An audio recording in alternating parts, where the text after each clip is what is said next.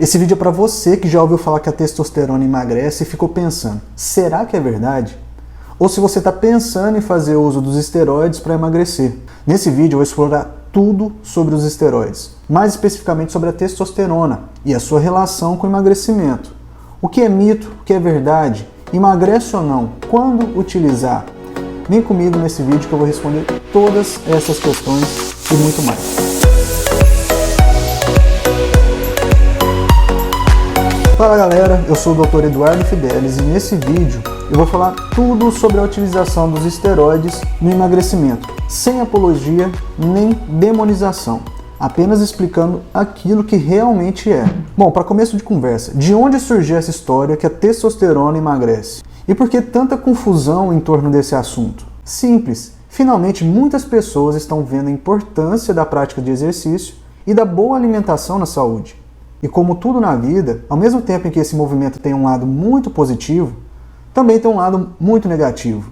Por um lado, muita gente conseguiu entender a importância do controle do peso e da prática regular de exercícios para uma saúde de modo geral. Mas por outro lado, o aspecto imediatista da modernidade acaba por prejudicar consideravelmente essas pessoas. Esse anseio por ver resultados rápidos faz com que elas busquem qualquer tipo de tratamento, seja ele seguro ou não. Comem o mínimo possível, praticam o máximo de exercício que o seu corpo suporta e experimentam qualquer tipo de medicamento que qualquer pessoa recomenda. E é aí que surgem os esteroides anabolizantes, sobretudo a testosterona. Mas afinal, a testosterona ajuda ou não ajuda no emagrecimento? Quando ela ajuda? Quando ela não ajuda? Vamos conversar sobre os esteroides.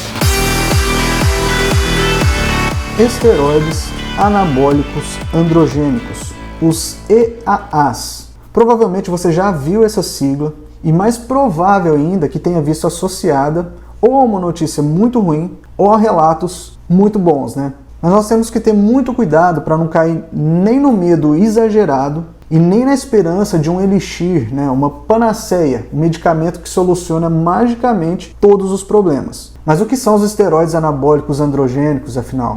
Mas é claro que antes de continuar você vai dar aquela conferida para ver se você já é inscrito no canal, né? Se não é, se inscreva agora, porque eu ainda vou trazer muito mais conteúdo aqui falando sobre os esteroides e como eles influenciam tanto na hipertrofia muscular quanto em outros aspectos de saúde. Bem, nosso corpo produz alguns tipos de hormônios a partir de moléculas diferentes. Nós temos, por exemplo, hormônios que são produzidos a partir de aminoácidos, que são os hormônios proteicos, como o hormônio do crescimento, o GH, a insulina.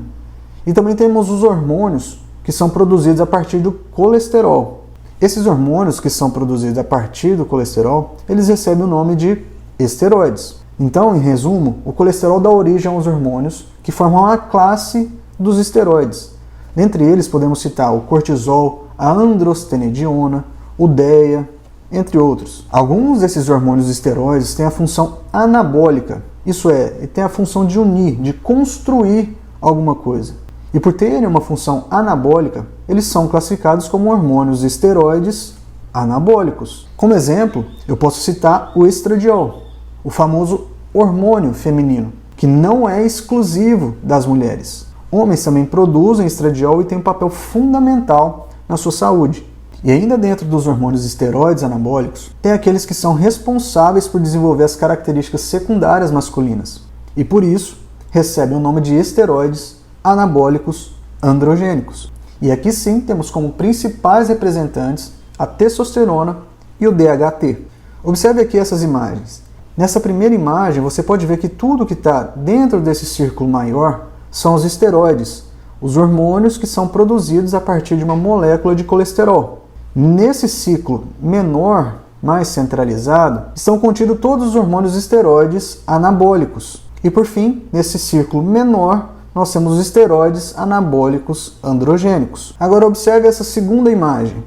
Essa outra imagem é apenas uma reprodução esquemática da produção de cada um desses hormônios partindo de uma molécula de colesterol.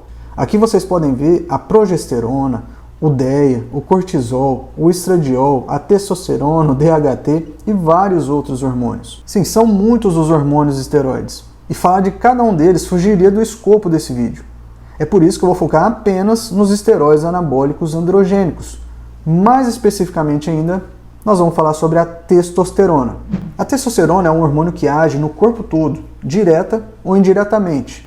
Ela tem influência na libido, na saúde óssea, na pele, no tecido gorduroso e muscular também. E é sobre esses dois últimos, os tecidos gorduroso e muscular, que nós vamos aprofundar. No tecido gorduroso, a testosterona tem algumas funções muito importantes, mas a mais relevante aqui nesse vídeo é que ela facilita o processo de utilização da gordura como fonte de energia. Já no tecido muscular, ela estimula a produção de proteínas musculares, que é o seu efeito anabólico. Além disso, ela também age impedindo a perda de massa muscular, e esse é o seu efeito anticatabólico. Então agora você consegue entender o porquê a deficiência na produção da testosterona, uma condição que chamamos de hipogonadismo, pode dificultar o emagrecimento, por principalmente 3 motivos. Primeiro, uma pessoa com hipogonadismo terá maior dificuldade de utilização das gorduras como fonte de energia. Já no tecido muscular, haverá maior tendência em perder massa muscular. E por que isso é importante? Porque para cada quilo de massa muscular, gasta aproximadamente 13 quilocalorias por dia em repouso.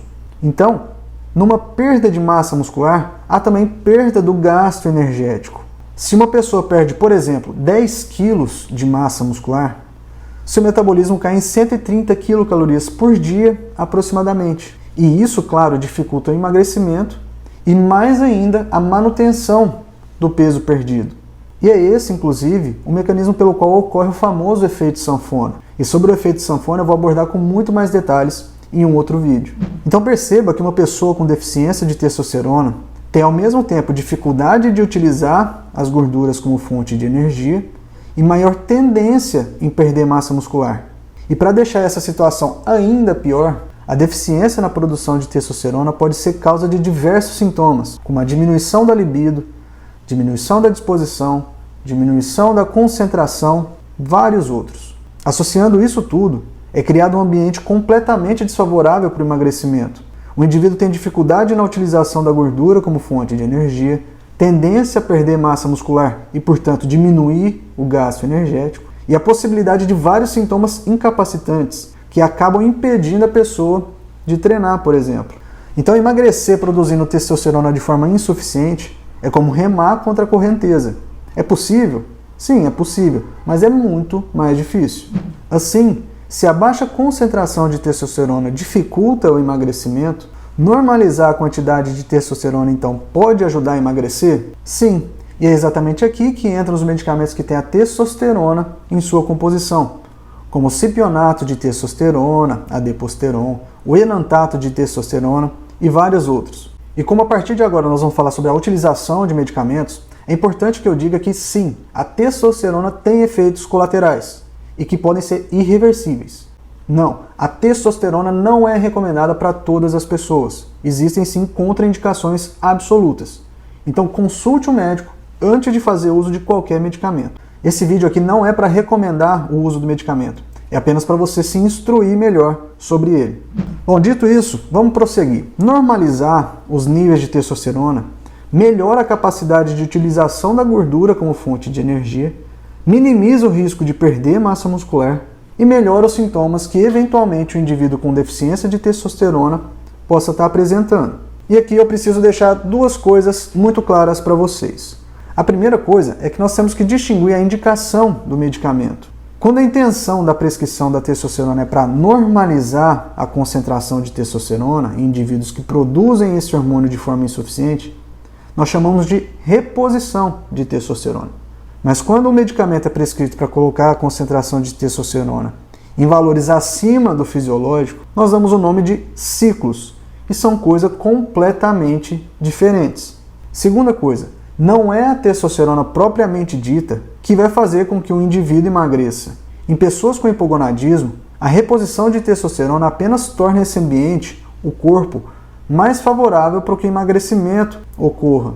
De qualquer forma, o déficit calórico ainda é necessário para que haja emagrecimento. Então, falando em emagrecer, de nada adianta você fazer uso de doses cavalares de testosterona se não tiver em déficit calórico. Se a baixa concentração de testosterona era como remar contra a correnteza, Fazer a reposição de testosterona é como remar em um lago. Você ainda precisa remar para sair do lugar. Para emagrecer, você ainda precisa do déficit calórico. Bom, existem 3 situações em que o uso dos esteroides, mais especificamente a testosterona, pode auxiliar no tratamento do emagrecimento. A primeira situação eu acabei de mencionar, que é na deficiência da produção de testosterona, ou seja, em indivíduos com hipogonadismo.